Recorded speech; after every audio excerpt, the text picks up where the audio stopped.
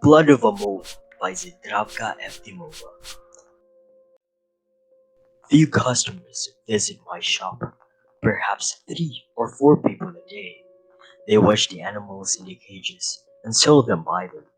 The room is narrow and there's no place for me behind the counter. So, I usually sit on my old moth-eaten chair behind the door. Hours I stare at frogs, lizards, snakes and insects, which wriggle under thick yellowish plates of glass. Teachers come and take frogs for their biology lessons.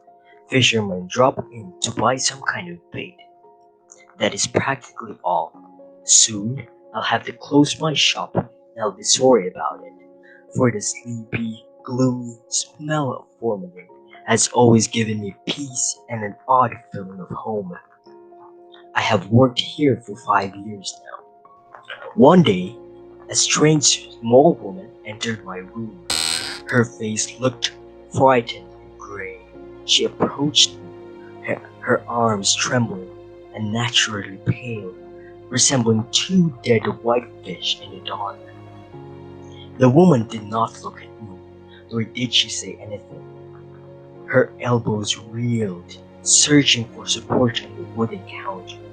It seemed she had not come to buy the lizards and snails. Perhaps she had simply felt unwell and looked for help at the first open door she happened to notice. I was afraid she would fall and took her by the hand. She remained silent and rubbed her lips with a handkerchief. I was at loss. It was very quiet and dark in the shop. Have you moles here? She suddenly asked. Then I saw her eyes. They resembled old, torn cupboards with a little spider in the center. The pupil. Moles? I muttered. I had to tell her I had never had sold moles in the shop, and I had never seen one in my life. The woman wanted to hear something else, an affirmation. I knew it by her eyes, by the timid stir of her fingers that reached out to touch me. I felt uneasy staring at her. I have no moles, I said. She turned to go, silent and crushed, her head drooping behind her shoulders. Her steps were short and uncertain. Hey, wait! I shouted. Maybe I have some moles. I don't know why I acted like this. Her body jerked. There was pain in her eyes. I felt bad because I couldn't help her. The blood of a mole can cure sick people. She whispered. You only have to drink 3 drops of it. I was scared. I could feel something evil lurking in the dark. Eases the pain at least. She went on dreamily, her voice thinning into a sob. Are you ill? I asked.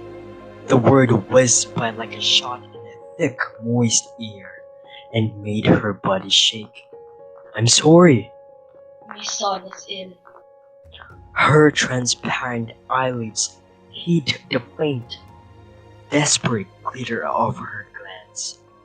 Her hands lay numb on the counter, lifeless like a firewood. Her narrow shoulders looked narrower in the frayed gray coat.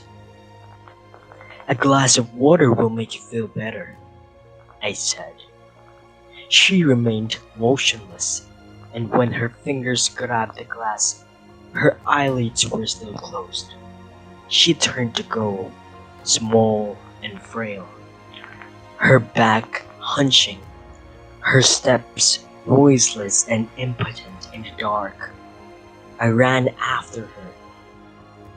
I had made up my mind. I'll give you a blood of a mole, I shouted. The woman stopped in her tracks and covered her face with her hands. It was unbearable to look at her. I felt empty. The eyes of the lizard sparkled like pieces of broken glass. I didn't have any mole's blood. I didn't have any moles. I imagined the woman in the room, sobbing. Perhaps she was still holding her face with her hands. Well, I closed the door so that she could not see me. Then I cut my left wrist with a knife. The wound bled and slowly oozed into a little glass bottle. After 10 drops had covered the bottom, I ran back to the room where the woman was waiting for me. Here it is, I said. Here's the blood of a mole. She didn't say anything. She just stared at my left wrist. The wound still bled slightly, so I thrust my arm under my apron. The woman glanced at me and kept silent. She did not reach for the glass bottle. Rather, she turned and hurried toward the door. I overtook her and forced the bottle into her hands. It's the blood of a mole! She fingered the transparent bottle. The blood inside sparkled like dying fire. Then she took some money out of her pocket. No, no, I said. Her head hung low. She threw the money on the counter and did not say a word. I wanted to accompany her to the corner. I even poured another glass of water, but she would not wait. The shop was empty again, and the eyes of the lizards glittered like wet pieces of broken glass. Cold, uneventful days slipped by. The autumn leaves whirled hopelessly in the wind, giving the air a brown appearance. The early winter blizzards hurled snowflakes against the window and sang in my veins. I could not forget that woman. I'd lied to her. No one entered my shop. In the quiet dusk, I tried to imagine what her son looked like. The ground was frozen, the streets were deserted, and the winter tied its icy knots around houses, souls, and rugs. One morning, the door of my shop opened abruptly. The same small gray woman entered, and before I had time to greet her, she rushed and embraced me. Her shoulders were weightless and frail, and tears were streaking her delicately wrinkled cheeks. Her whole body shook, and I thought she would collapse, so I caught her trembling arms. Then the woman grabbed my left hand and lifted it up to her eyes. The scar of the wound had vanished, and she found her place. Her lips kissed my wrist. Her tears made my skin warm. Suddenly it felt cozy and quiet in the shop. He walks. The woman sobbed, hiding a tearful smile behind her palms. He walks. She wanted to give me money. Her big, black bag was full of different things that she had brought for me. I could feel the woman had braced herself up. Her fingers had become tough and stubborn. I accompanied her to the corner, but she only stayed there beside the street lamp, looking at me, small and smiling in the cold. It was cozy in my dark shop, and the old imperceptible smell of formalin made me dizzy with happiness. My lizards were so beautiful that I loved them as if they were my children. In the afternoon of the same day, a strange man entered my room. He was tall, scraggly, and frightened.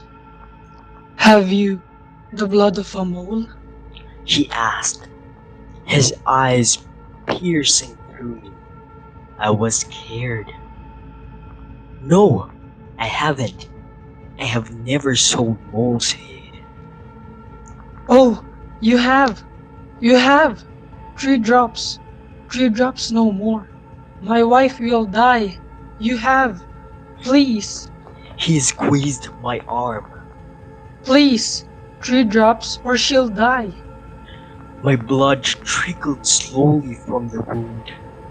The man held a little bottle, and the red drops gleamed in like embers.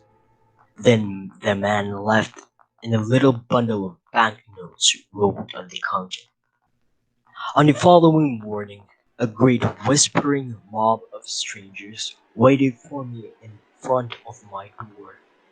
Their hands clutched little glass bottles. Blood of a mole. Blood of a mole!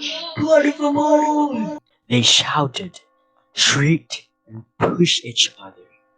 Everyone had a sick person at home and a knife in his hand.